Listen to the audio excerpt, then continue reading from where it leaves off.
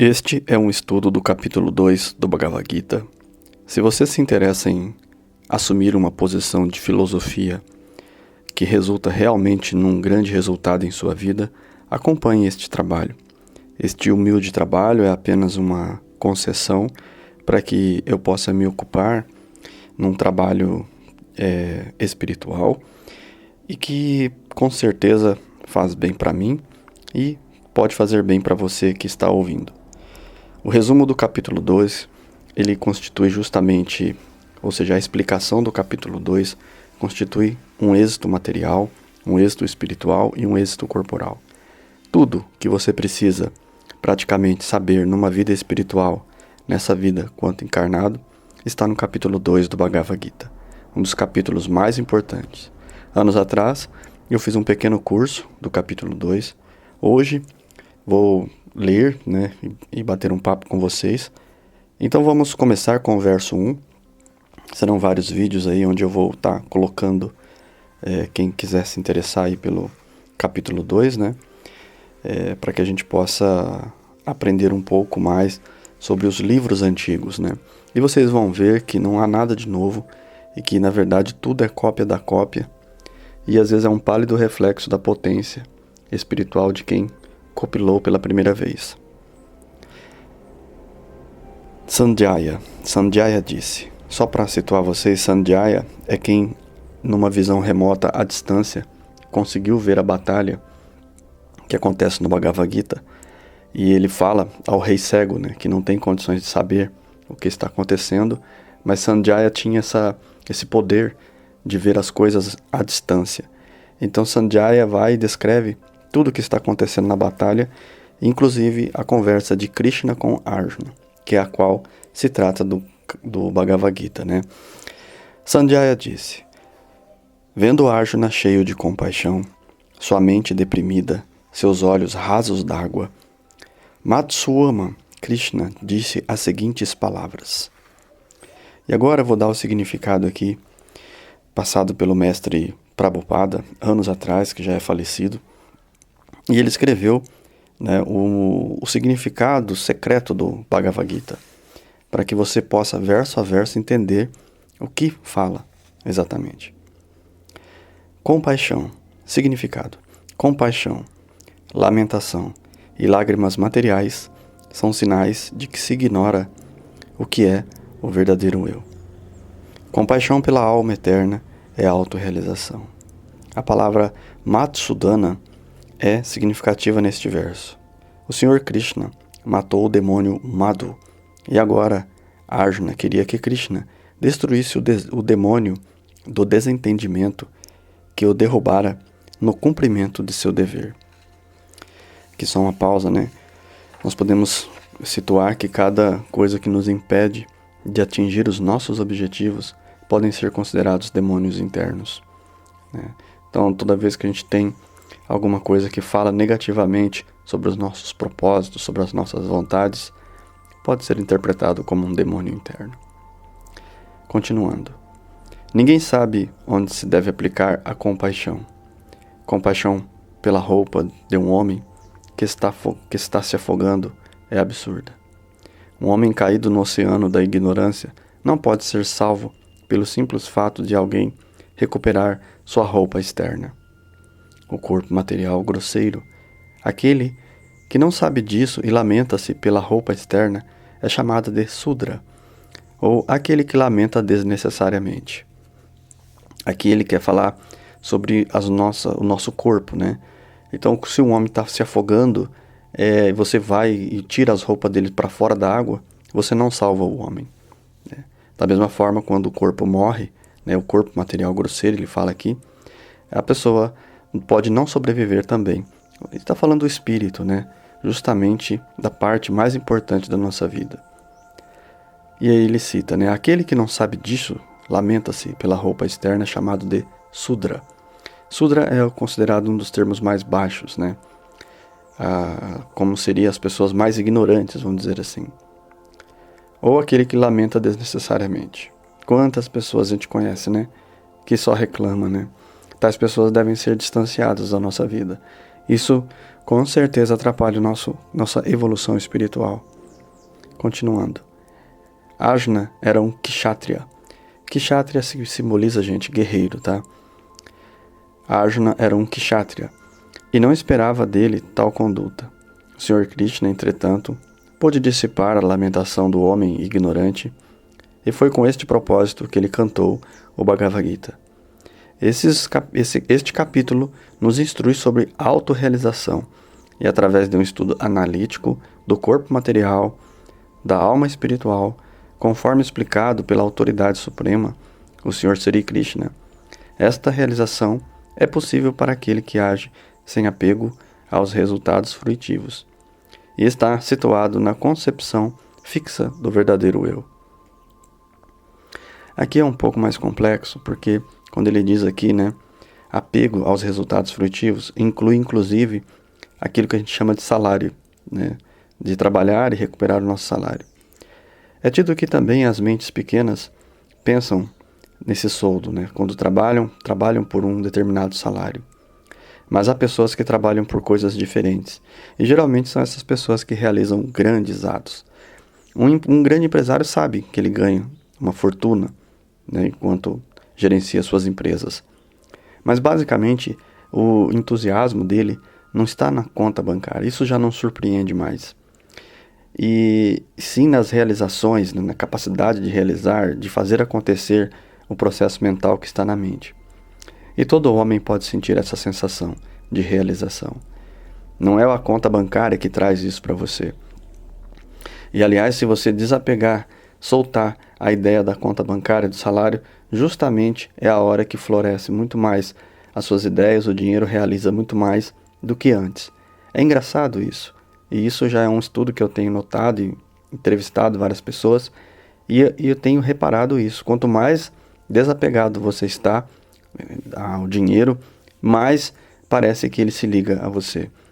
Não que você não deva se preocupar com o ganho, mas a importância é que a maneira que você realiza a sua vida, a forma que você se encaixa, como você aproveita as horas do seu dia, por exemplo, em estudo daquilo que realmente você quer, aquilo amanhã pode justamente dar uma fonte de renda muito maior do que seu próprio trabalho.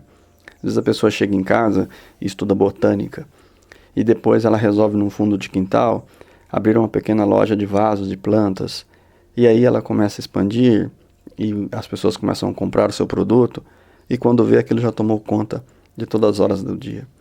E a conta daquela pessoa acaba cheia de dinheiro, e ela simplesmente não liga. Ela só se preocupa em fazer aquilo que mais ama, e aquilo que gosta com perfeição. Esse verso nos instrui muito sobre isso. Esse é apenas o primeiro verso do segundo capítulo.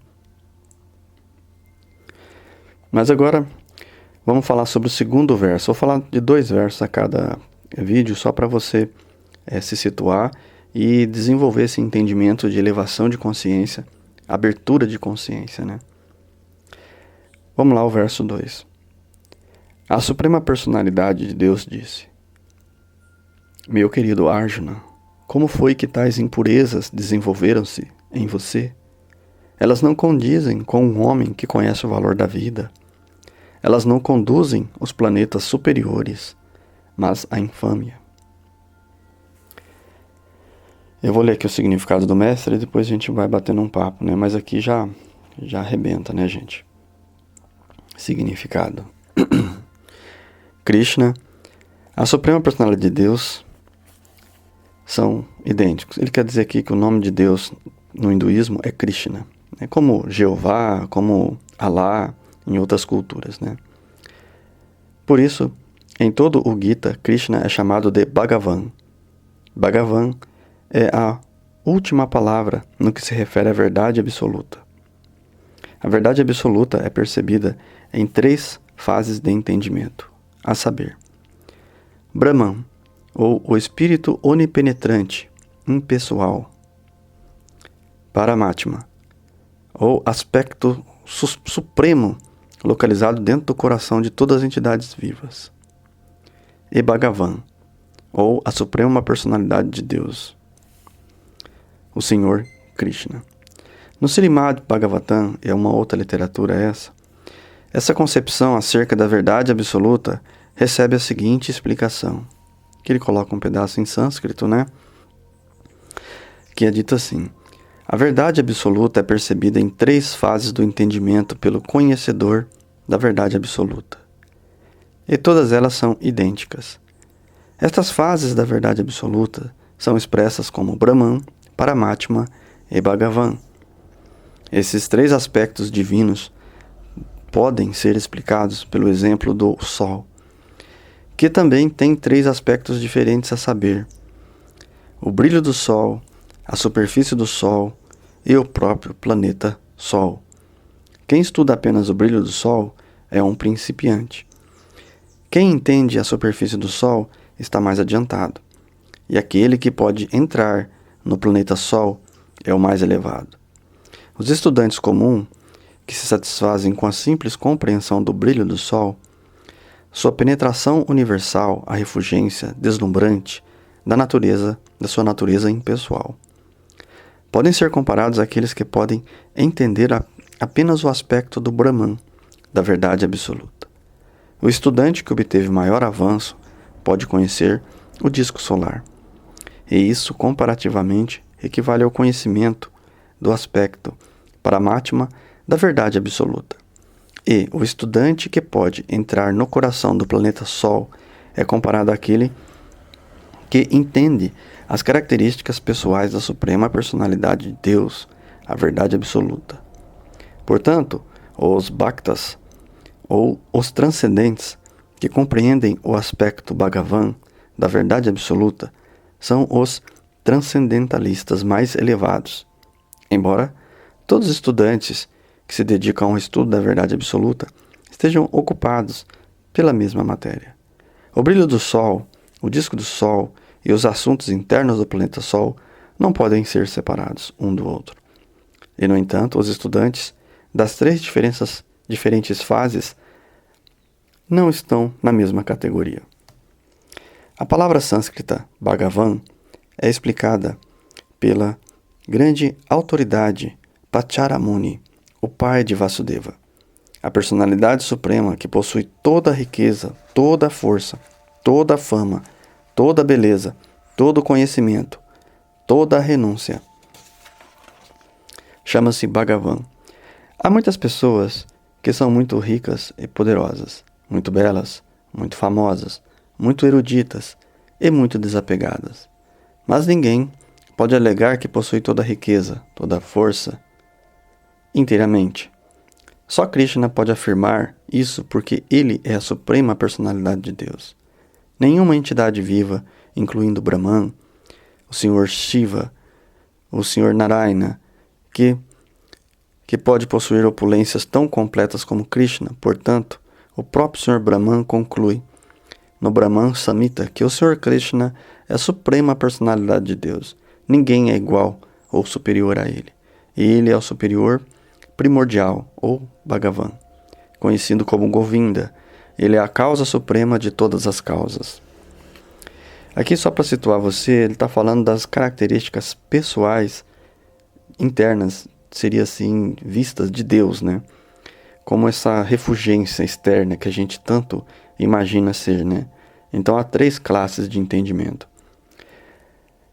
Há muitas personalidades que possuem as qualidades de Bhagavan, mas Krishna é a suprema, porque ninguém pode superá-lo.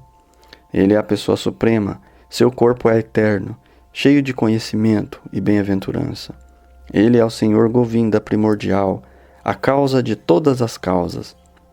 O Bhagavatam também cita muitas encarnações da Suprema Personalidade de Deus, mas Krishna é descrito como a personalidade de Deus original, de quem se expande muitas e muitas encarnações e personalidade de Deus.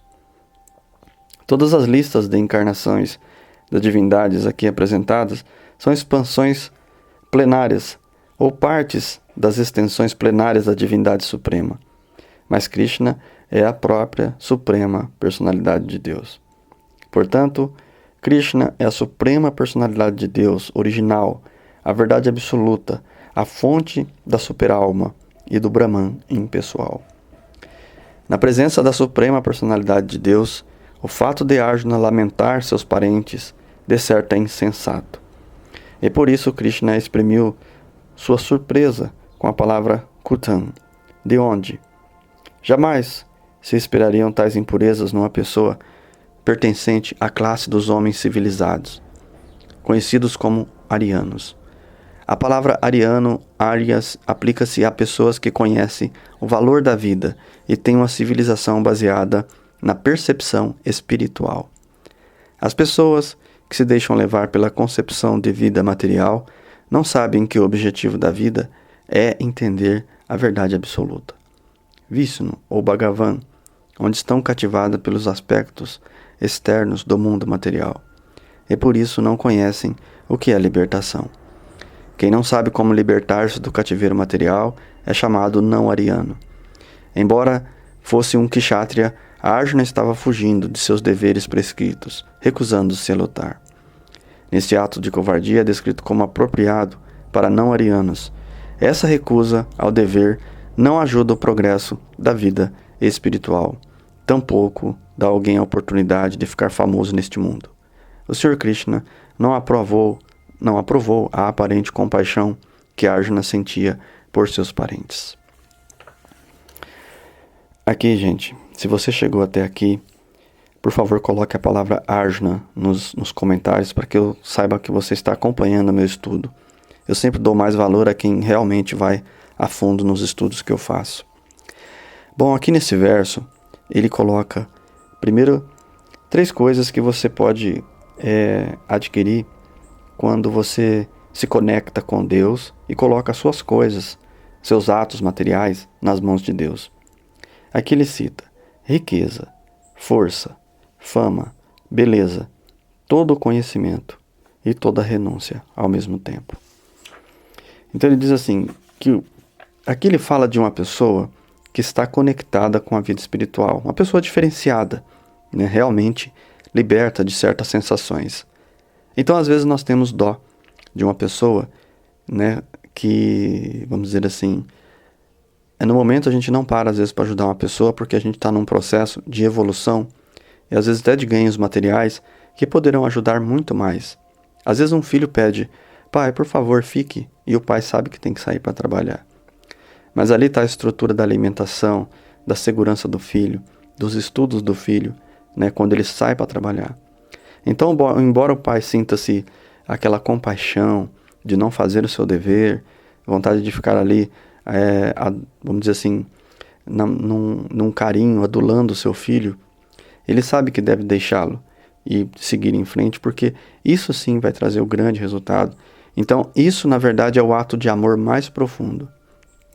E esse mesmo exemplo pode e é usado para nós mesmos. Às vezes nós ficamos com dó de nos colocar sobre um potencial maior, de cumprir o nosso dever, de fazer aquilo que temos que fazer, de lutar realmente, incansavelmente para chegar aonde a gente quer chegar, né?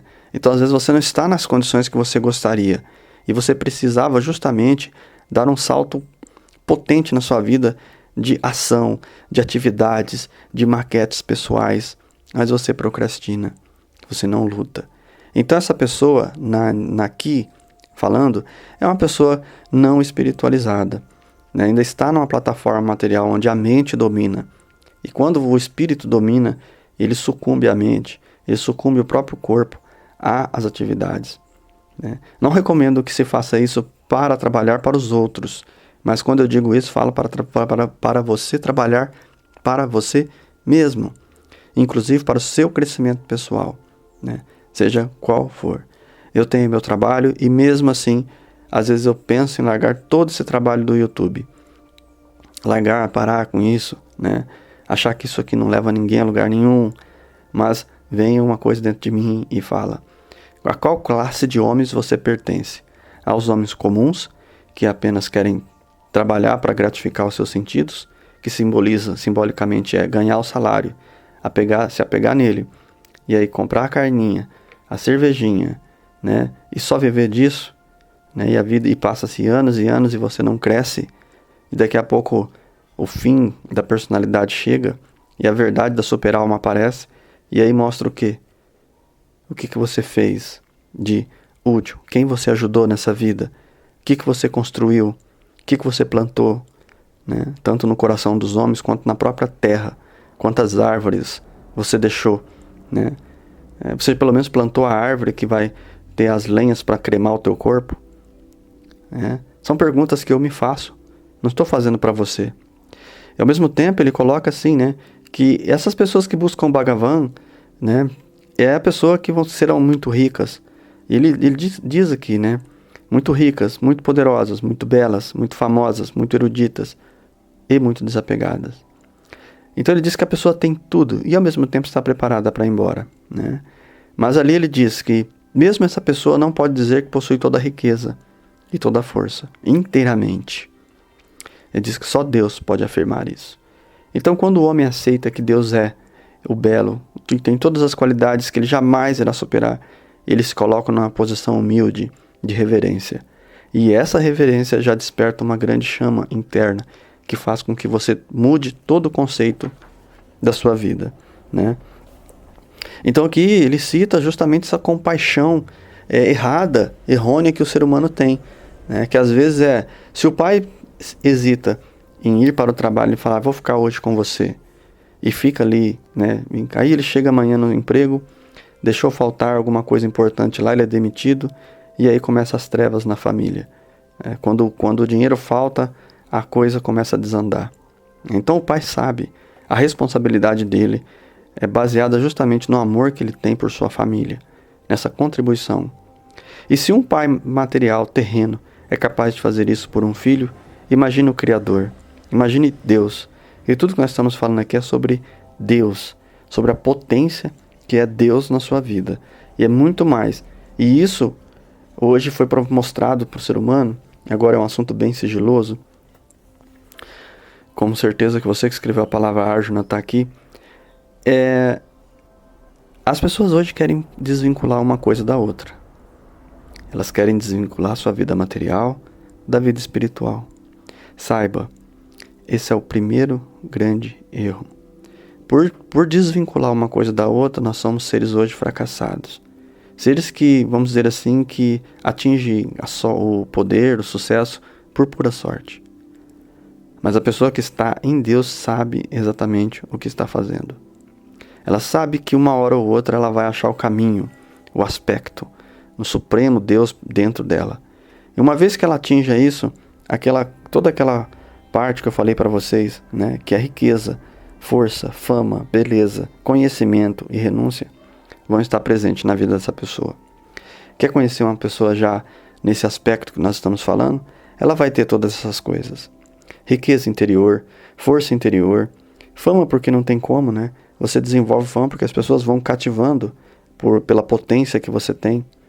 Você vai ficando belo não só de aparência, mas sua energia é bela, tua voz encanta, o seu olhar, a tua compaixão, tudo chama atenção. E quando você abre a boca, o teu conhecimento chega nas pessoas e fala, nossa, nunca pensei assim.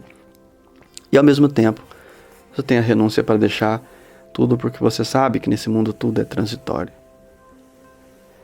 Bem, vou encerrando aqui. Acho que esse estudo deu para ter uma base aí do que nós vamos ver pela frente aí no capítulo 2, né?